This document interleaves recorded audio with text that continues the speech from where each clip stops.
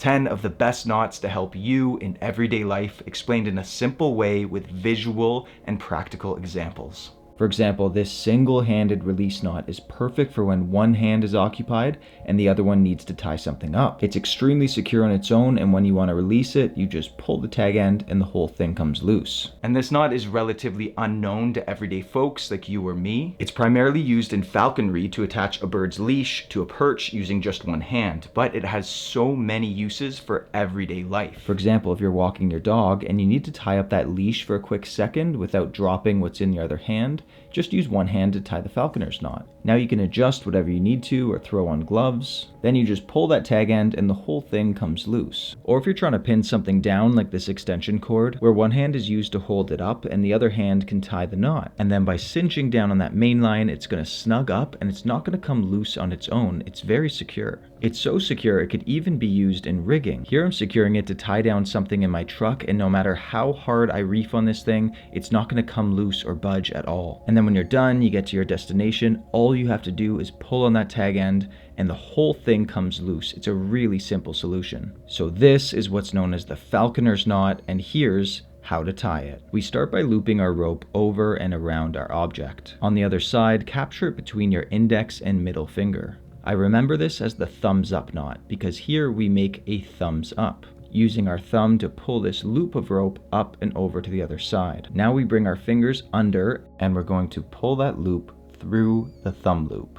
This might be tricky at first, but after a few practices, you'll get the hang of it. Once that loop is through, pull on your main line and you'll see it cinching down against your object. You could tug on this all you want and it's going to stay secure. Now it's just a matter of pulling that tag end and the whole thing can come loose instantly. So it's around our object, and even if you don't capture it in between your fingers, you could still pull your finger around and pull that through the thumb loop. And a bonus, if you have a leash with a handle on the end, that handle becomes the quick release. You just pull it and the whole thing is loose. And that's not all. It's also a really good quick knot to use to bundle up blankets or bedrolls or sleeping bags or anything like that. And if you have a lot of extra rope on there, we could do something really cool. We could use the long end to tie a second Falconer's knot right beside it, simply tighten that other side down as well, and now that loop serves as a perfect carrying handle. And again, by pulling that tag end, which is the quick release, both of these knots come loose. Now these types of quick releases are just so useful and practical. We're going to incorporate them a lot in this video. Now here's probably the most simple and honestly probably the most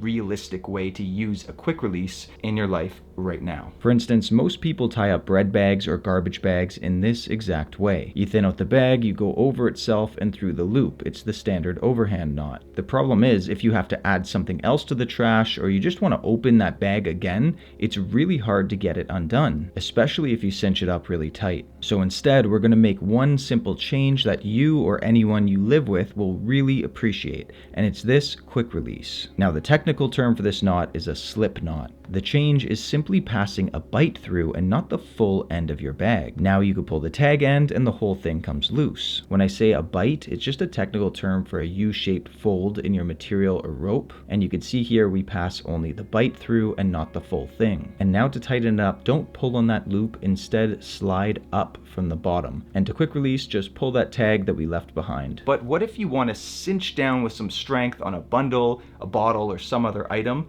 but you still want that quick release? This knot I'm about to show you is one of the strongest and most secure binding knots available, and we're incorporating the quick release in it. For instance, maybe you've lost the lid to a jar. By placing a plastic bag or saran wrap over top, we could bind it up tightly enough so the oil or liquid inside doesn't leak. And then when we're ready to use it again, we have that quick release that's built in. You could adapt this same knot to be used on a number of different applications, from bottles to securing frayed ends on ropes, to tying up sacks, to creating new loops on tarps when that grommet has broken. And tying two of these knots can even serve as a good lanyard handle on tools. This legendary knot is known as the slipped constrictor knot, and here's how to tie it. We start by going over our object and then crossing over itself, creating this X shape.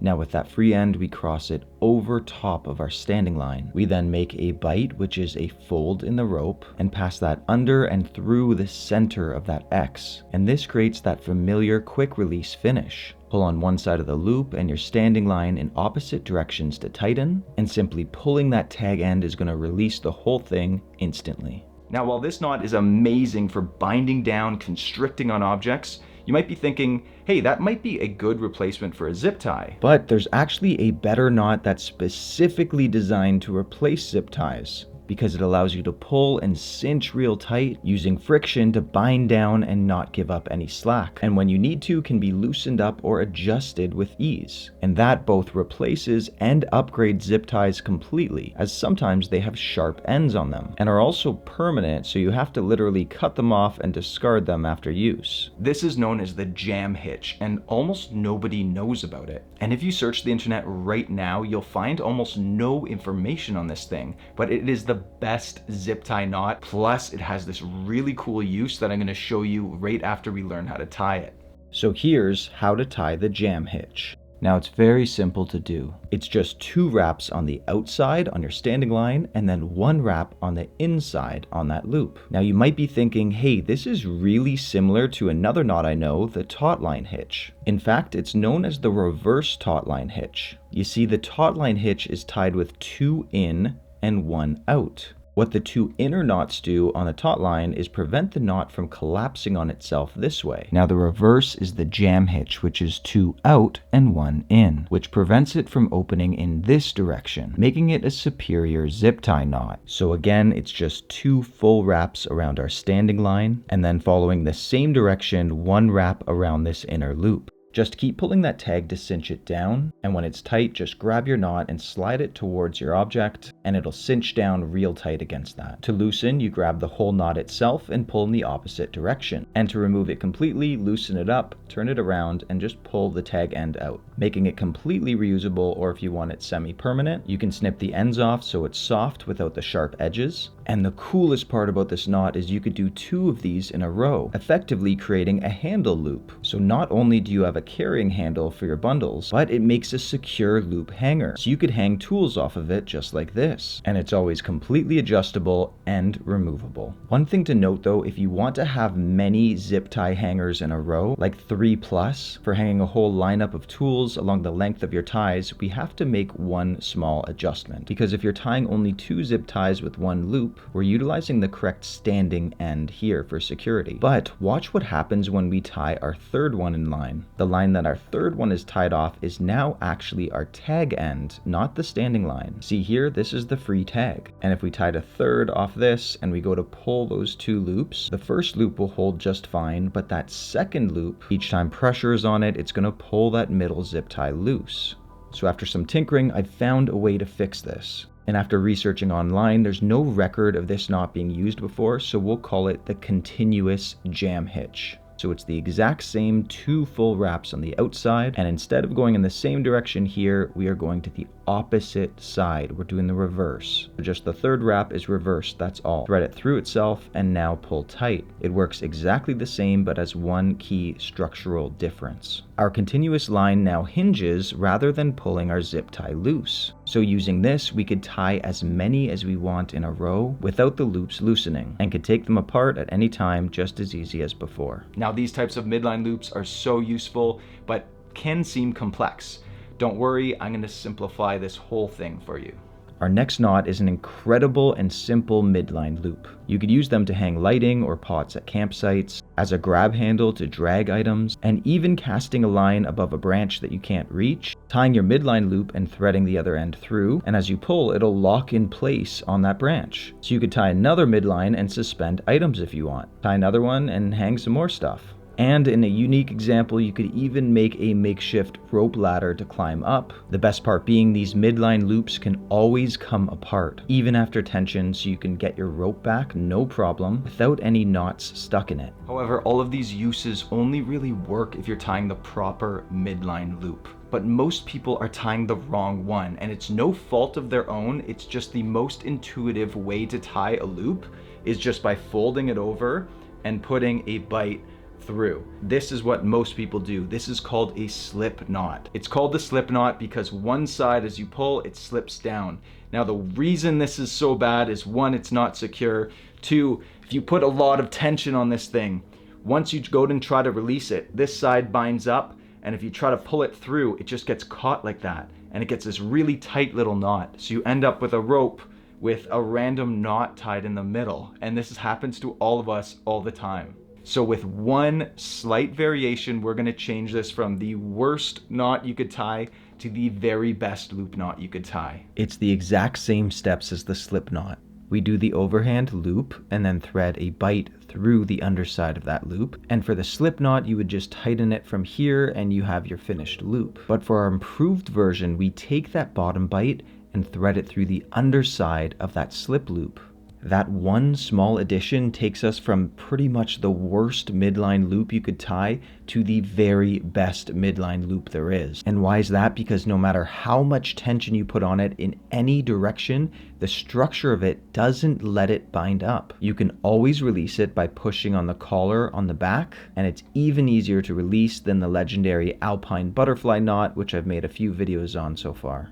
So again, we just fold in an overhand loop in the rope, grab a bight from our working end and pass it under and through. Now with this lower bight, we go under, up, and through that top loop, and now just pull to tighten. And now you've mastered what's known as the span loop. And even after a ton of weight on this thing, flip it around and pull that collar, and you could release it easily. And now we could use that same midline knot and incorporate it in a way of cinching down on bundles and loads. At some point in your life, you may be looking for a way to really crank down on ropes, whether it's to string a tarp or secure other items like a canoe, and most commonly if you're looking to strap down bundles or loads with a lot of force. Here's how we do it from start to finish. You could start with the Falconer's knot that we learned as knot number 1. Do a quick check that it's snugged up and seated properly, and now we go over our bundle. When you get to the other side, just thread it through your attachment point like this, and pull the whole thing through. And this is the point where we tie our span loop. Go a bit farther than you think up that rope so you have a bit more to work with.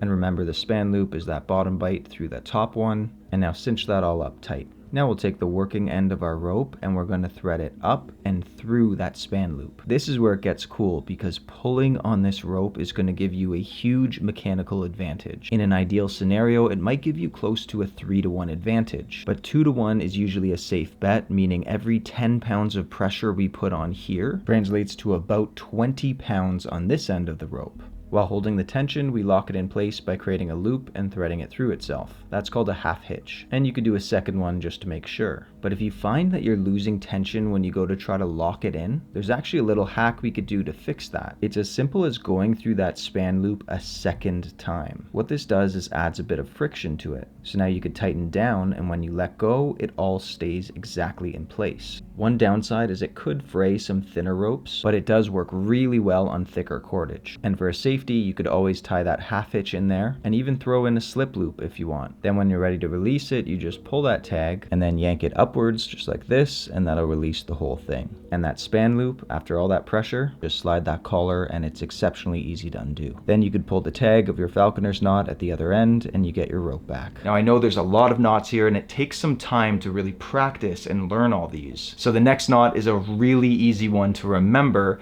and it's also the strongest knot you could know. This is your go-to if you want to secure the end of a rope, but then in the moment you completely forget how to tie a knot. And it's so simple, it's just 5 wraps around your object. Then there's a couple really easy ways to lock it in place, which I'll show you. And as I mentioned, it's technically the strongest anchor you can tie. This is known as the tensionless hitch, and here's how to tie it. It's as simple as doing 5 complete wraps around your anchor point. Now 5 is the minimum amount of wraps you should do, and I'll show you why. The friction of those 5 wraps alone cause it to bind down so tightly that there'll be no tension on the tag end of the line. Thus it's named the tensionless hitch. But for safety, we always secure it down by just going through that first loop created, over on the other side, and through that loop that's created. This is just a redundancy to secure it all up in case it did slip. But what's even better is if you have a carabiner already attached to the end, and this is what rescue teams use because it's both more simple and secure. Now one thing to note, if your object is very slippery, because this thing uses friction, if your rope is also slippery too, you might need to do more than 5 wraps. This rope, for example, slips at anything under 9 wraps. See, for 9 it's holding, but if we remove just even 1 wrap, the whole thing will slip loose. So practice with different materials so you know and understand its limitations. If it's done properly, it can hold a lot of weight. It's a great one for hammocks, and rescue teams use this too. And now we almost have all of our bases covered for practical outdoor and household uses. But one unique knot we're missing is a way to hold a basket with handles as a way to hold odd-shaped items. And there's a number of practical uses. For instance, a water jug like this, a pail that doesn't have handles on it, or even something like a paint can, a glass jar, and even a nice way to hang houseplants. Now, while this looks really complex, let's break this down into a few easy steps. Starting with a loop of rope, make a twist about 3/4 of the way. Place your object right on that X shape. Next, we take our longer loop and thread it through this small one at the top. We're then going to pass it back over our object in the reverse direction. Make sure as you fold it over, it goes on the outside as if it was an outline to this whole thing. The next step is taking these two and passing it over top of our outline piece, just like this. And now this is what we pinch, which becomes our handles. Pull those up and you've made your 4-legged barrel hitch, which provide the handles and a bracket so it won't fall to the side. Which brings us to our final knot. Now, I've been saving this knot because I love this one and it literally saved my hands this winter.